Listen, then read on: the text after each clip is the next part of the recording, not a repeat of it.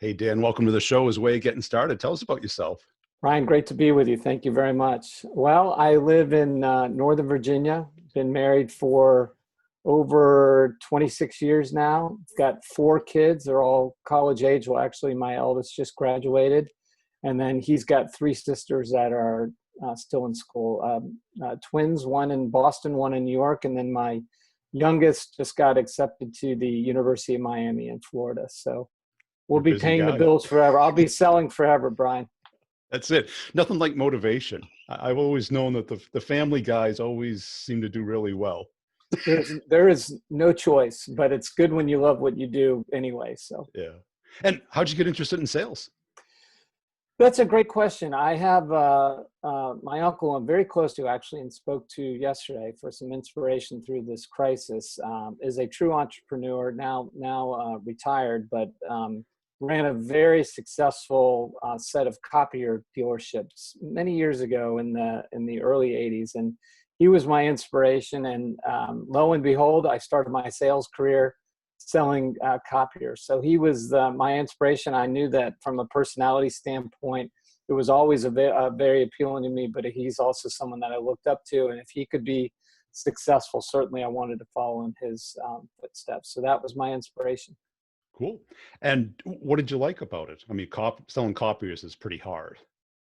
Well, I don't like to tell people that it took years off my life. I started a company called Linear Worldwide, which back actually when I started was Harris 3M, and worked there for a boss that I will never forget. Hopefully we'll see this or listen to this podcast or see the webcast. But at that point in time, just coming out of school, and to this day, I enjoy winning, doing right, ethically and morally and legally correct. But I love the notion of success. And I've actually written in one of my articles, my purpose was not letting my family down and quite frankly, not letting him down.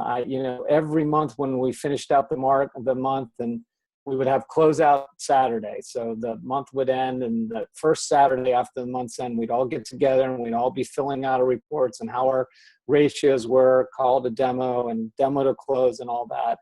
And if you had a good month, which I always strive to do, it was nice to be part of that club.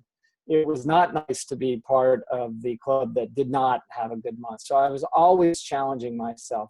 I'm a competitor at heart and I like to win. And when you do it the right way, as the vast majority of salespeople do, it's a rush. And coming right out of school, it's good that I cut my teeth that way. And being able to make that connection with a client over what could be considered to be a very boring piece of office equipment, I quickly found out that that's not what it was about it at all. People really do. That was my first introduction to that cliche that people are buying you. And that's certainly what when you could follow that up and if they ever bought again, if you were there long enough at the company for them to buy again, and that was the biggest compliment that demonstrated the fact that you had initiated and retained a relationship. And where did that competitive streak come from? I don't know. I've asked myself that. I have two lovely parents. Yeah. And one worked for the Secret Service and one was a homemaker and then worked inside an office. And so they had not come from sales. I really don't know, but it definitely, the switch was flipped in me. I think at an early age, whether it was running for student government in high school or having a variety of jobs in college and, becoming vice president of my fraternity. It's an interesting question, but I think it's just in my blood, and to this day it is as well. It's interesting that the political side of it, I haven't heard that before, but it makes sense, right? Because that's hyper competitive, right? Very, very competitive. And, I think my biggest competitor, back to your question, is me, myself. And, I always, in my first job that I explained to you, or that I was talking about at Lanier, my old boss, it was instilled in us the definition of purpose.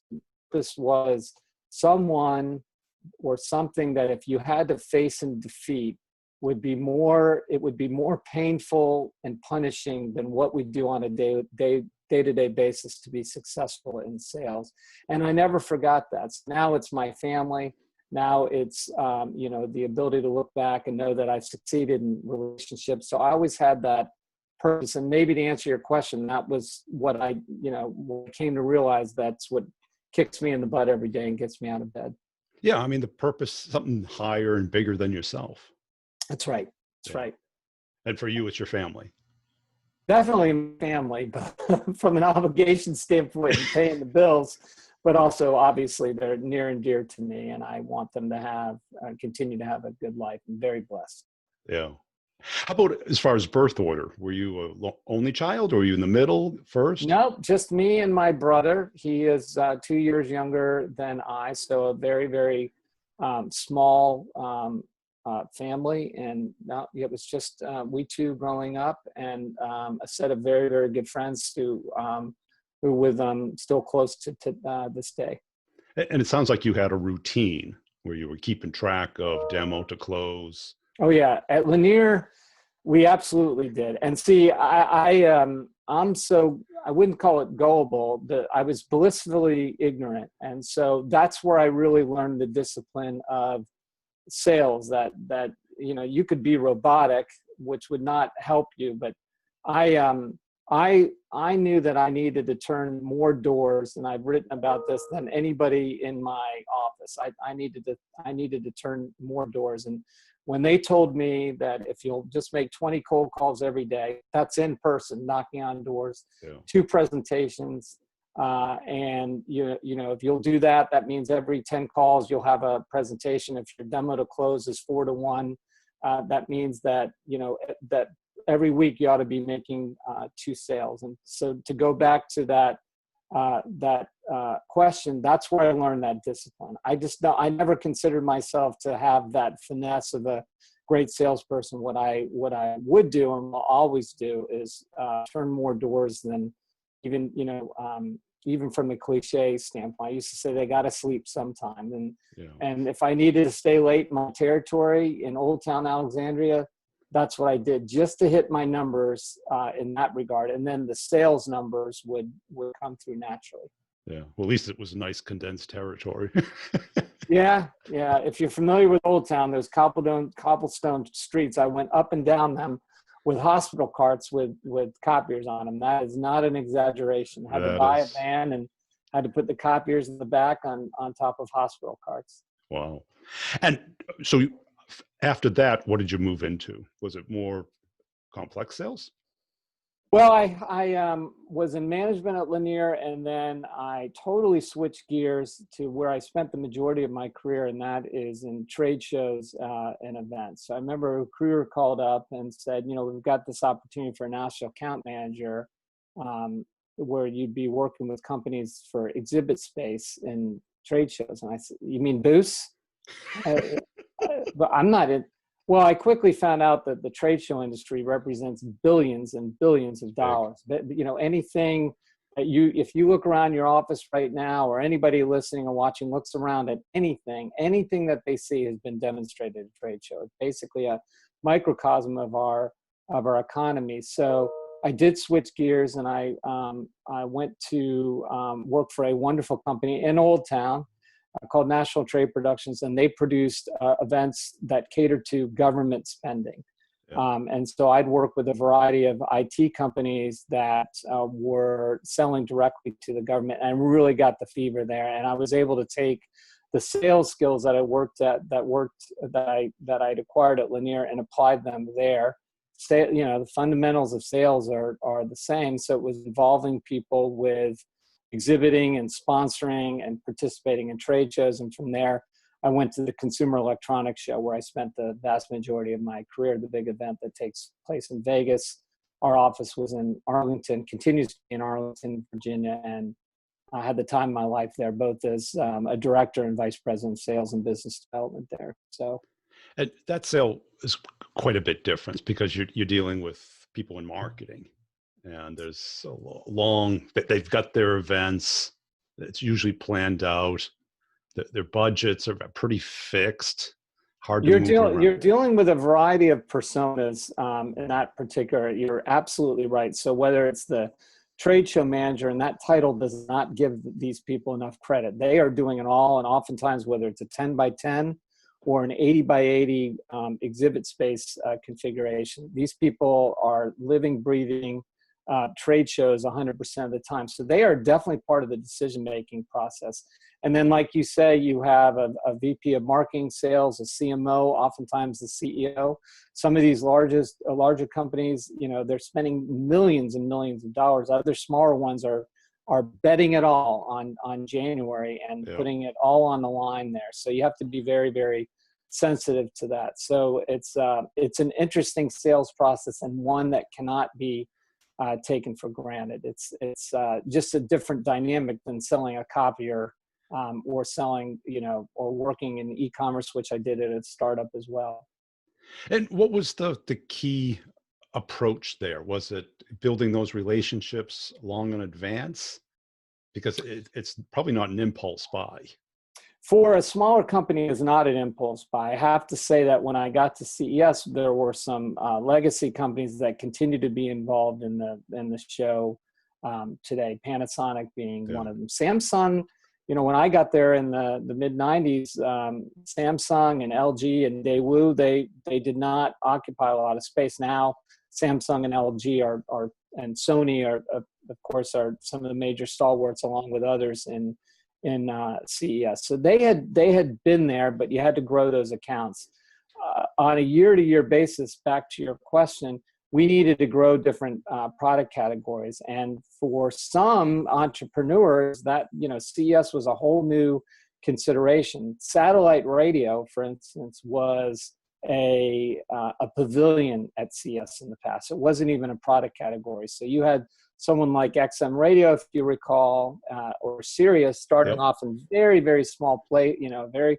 small place, and then all of a sudden that blossomed. So you really had to be able to convey the features and, more importantly, the benefits of participating in a trade show. Many CMOs or VPs of marketing, as you stated, you know, they're at that point in time, they're spending money on the web, or they're spending money not regular advertising and not participating in trade shows. You know, when people buy an exhibit space, or referred to as a booth, that's a fraction of what they end up spending. They got to fly people out. They've got to entertain. They got to put people up. All those expenses. So even when you're talking to someone about a 10 by 10 space, the smallest space available, their cost outside of the booth can, you know, they could spend, you know, $100,000 just to participate. So like I said, they're putting it all on the line, and you do need to develop that relationship and a degree of trust and show your expertise, else they're going to have a horrible show and they're not going to talk to you again. And I would tell people that, I'm like, if you're not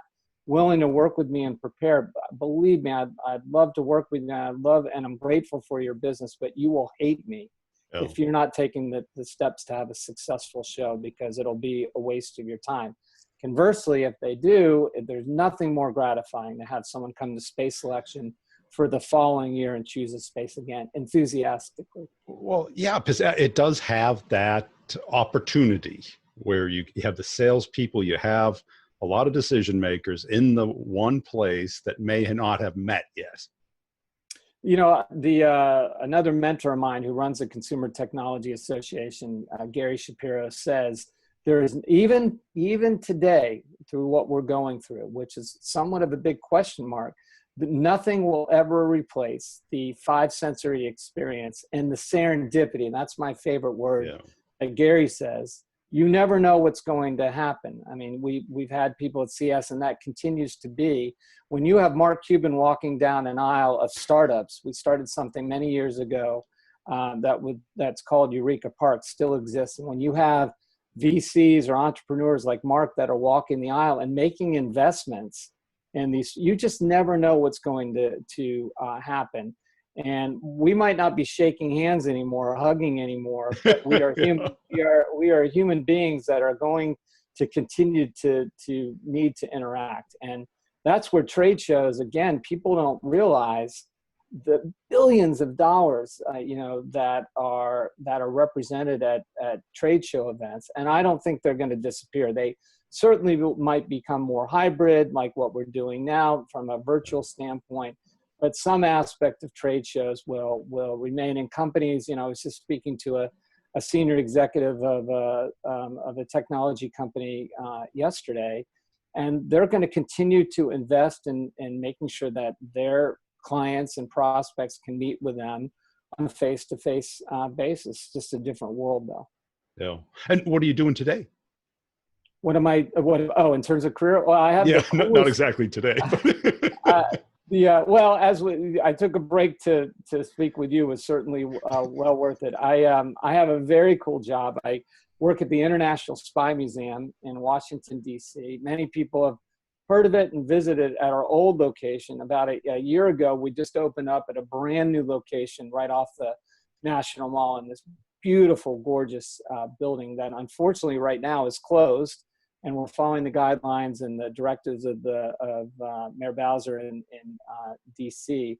But my team actually works with the event space at the museum. Some museums offer their museum itself and other parts of the museum. They offer their event space for various clients to hold particular functions. We have this gorgeous event space up at the top of the museum that is almost like you're looking at an HD picture when you see this vista of DC in front of you, and the space is incredibly popular. Unfortunately, right now it's not available, so people have had to reschedule their events during this time. But long story short, my team actually sells the space on the 7th and 8th floor. Those are the two top floors of the museum, and this is breathtaking space. So whether it's a wedding or a huge corporate 1,000-person event that rents out the entire museum, it's very, very popular for corporate and then nonprofit and for social events. And what's that like? Is it mostly inbound, or is there still a lot of outbound selling? Oh, that's a good question. I'd be remiss if I'd be lying if I said that we didn't have any incoming interest. Of course we do. It's a very, very beautiful hot location. space. But we do work with, we do work outbound from a sales perspective. And we also work with our partners, whether they be a caterer, photographer, a florist, an AV company, for referrals. We're very, very fortunate. It's not order taking, and I don't want to say that it sells itself, but a tailwind of a beautiful space is definitely on our side. And I'm very, very proud of that. The salespeople we have, though, are extraordinarily talented, and this is all relationships. I'm very, very pleased to say that they all have strong relationships. And I failed to say one other area of responsibility I have is for our group tours. So these are people that are, especially student groups that are coming from all over the country, and also tourists that are coming from all over the world. We have an expert on staff, and she's her sales responsibility is to work with the tour operators and the various companies that might offer vouchers or the opportunities to visit the museum. So she handles the tour and travel industry, and with great success as well. Now, I got to imagine you're probably at the high end of the market, given the location and the well, let's just say that we emphasize selling value. We're not the least expensive in town, right, and we shouldn't be. We certainly deliver value, and our clients tell us that again and again and again. We are not the lowest investment for space. We deliver a great product, and I believe just as much as that beautiful space, we have our service is impeccable, and I give the credit not only to our salespeople, but to our staff, at every milestone or every touchstone that touches the client. I know for a fact that our clients tell us that our belief in customer service top down is exceptional, and I think that's where people get their return on investment. And I got to believe that after that first visit, you can get a sense of if it clicks or not. You can. That's palpable. That's palpable. Sometimes, a lot of times it's not a done deal, right? But certainly there is nothing like, and it's been challenging now because we're not able to show people the space. We can do so virtually, but that's sales 101 when you're able to get in front of someone, not only with that space or your product, but you can connect from a body language standpoint. But it does not hurt that when you take them out, and the minute we start on the 8th floor with this beautiful outdoor space that we have, as well as a glass enclosed canopy terrace. And the minute you walk out there, I mean, it doesn't get old to me. It's breathtaking. Yeah. And then, so you can tell that's a wonderful way to start off. And when people are, you're talking and people continue to be looking around, that's a great distraction. If they're distracted by the view, I'll shut up, or the salespeople will keep quiet and let the space speak for itself. But they are experts. So when you couple that with the beauty of the space, it's a great package. That's it. When you think of the elements of a location and you have a view, because that can't be bought. It can't be. Now, there are great venues in Washington, and a lot. Yeah. And we're not sold out every day, but there are lots of great venues that don't incorporate a view, but their service is great, and there's a novelty about a particular, and there's less expensive options. But the view is really, coupled with our service, is really what our value proposition, amongst other things, it contributes to that value proposition. And I would imagine that tour, if their eyes light up, then you kind of have them, because there's only a few places in DC that got great views. Right. Well, you never talk past the sale, as many of us know in sales. So that is an advantage. You are building that relationship, if you want to call it selling, an environment where you are immersed within the product that you're selling. You are standing, and many people obviously in the hospitality industry know that there's nothing like what, even, if it's a ballroom, there are magnificent hotels around the city that have great event space, and they're very, very successful. So there's nothing like being able to be immersed within within the product that you're selling, to be able to have that atmosphere.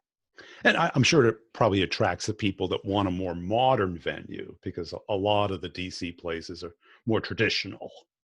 Modern in terms of build out.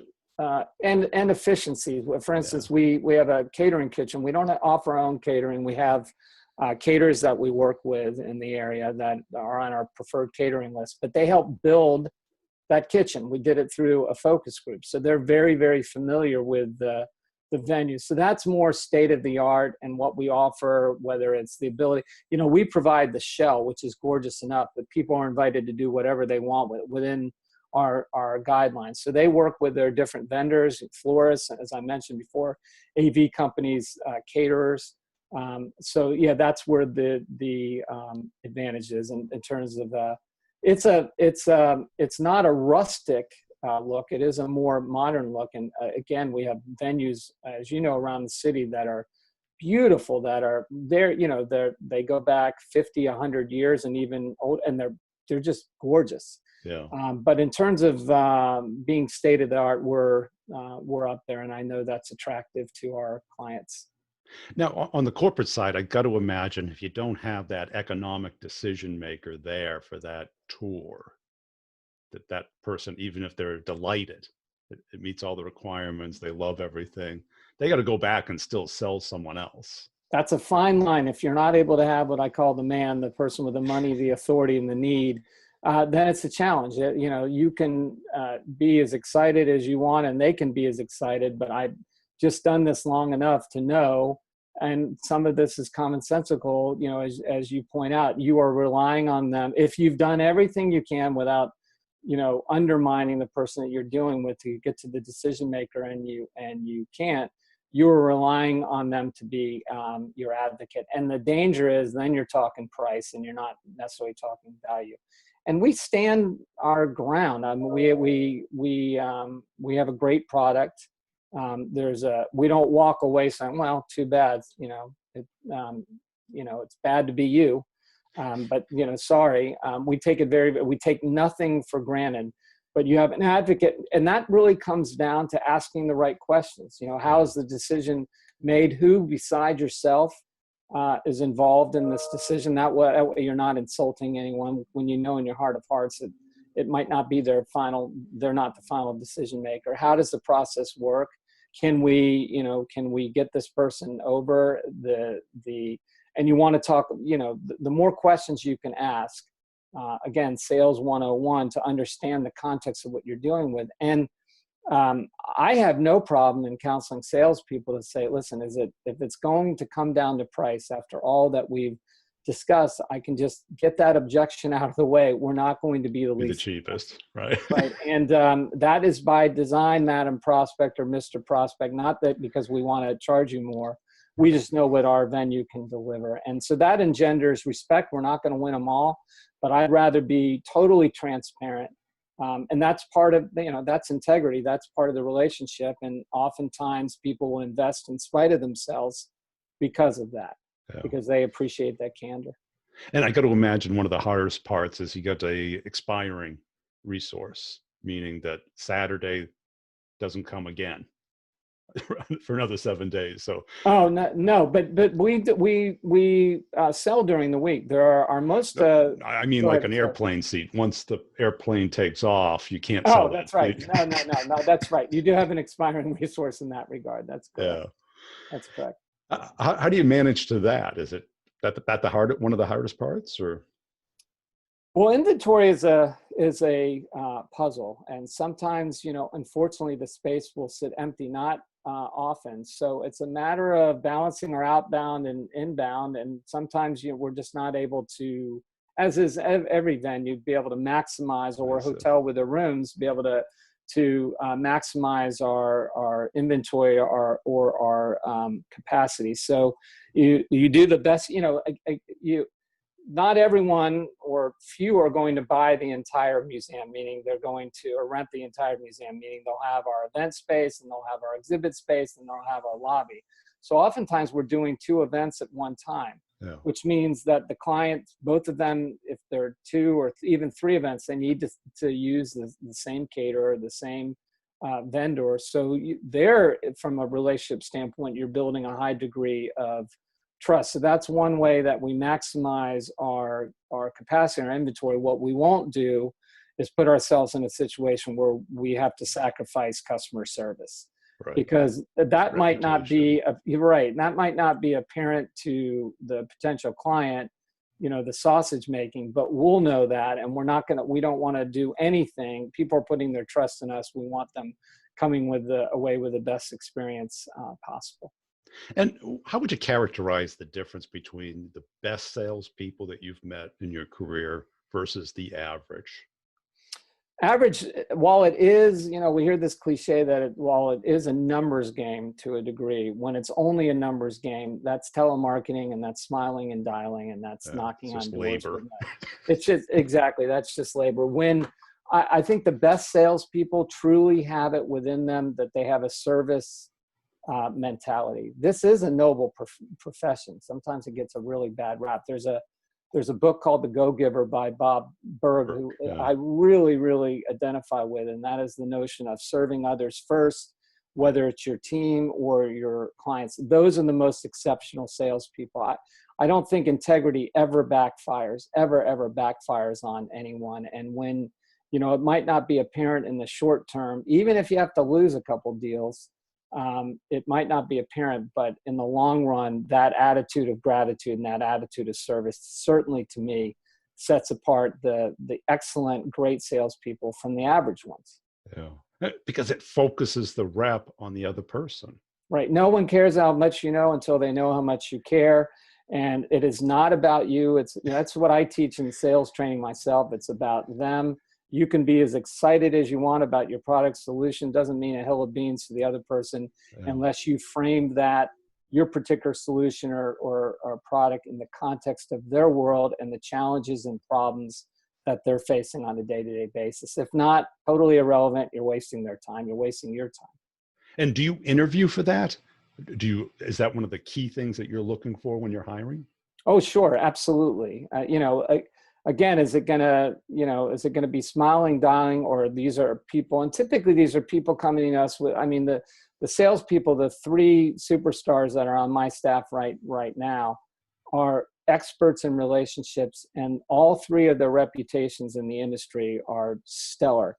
So the folks that we talk to, and we're always on the lookout for great staff, That's part of that's what's made them successful. They're great salespeople. They work hard, but they also have that particular attitude. And that is what informs their success. No doubt about it. I listen to them on the phone and I participate in meetings with them and I let them take it away. I mean, I love being part of the process and the relationship building or the relationship retention. But we certainly do look for those types of people. Forget it if not. This is a touch business, even though in these days of non-touching. I got to imagine because, especially when they're the event is them, it might be their money. It's a lot of money. Well, I will tell you, it's their reputation. This is what I learned in the trade show industry. That literally, in particular, the folks that we're dealing with on a day-to-day basis, those trade show managers or trade show executives, their reputation and oftentimes their job is on the line. And I know that when they come to choose their space. So at CES, as soon as the show starts, we run a process where folks can start choosing their space for the following year, space draw, if you will. And people come in there and we identify and I say we because they still do this. There has to be a high degree of empathy. They're putting it on the line. Oftentimes they're on the phone with an executive saying, okay, this space is available, this space, which one do you, and they're making a decision a year in advance and they are putting it on the line. It is them. And you have to empathize with that. You can't, let them walk away 10 minutes later feeling like they made this huge risk and are going back to that booth space anxious. Our job is to really help them in any sales position make the best informed decision. And if the decision is not in their best interest to walk away from that sale, again, that will never, Madam Prospect, don't choose this prospect. Our event space at the Spine Museum is probably not in your best interest in this particular situation. And we've referred business to other venues as they've done for us. That's the right thing. It's never the wrong thing to do the right thing.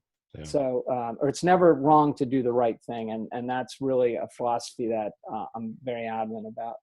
Cool. Hey, Dan, I really appreciate your time today. Where can people go to connect with you and learn more about your work?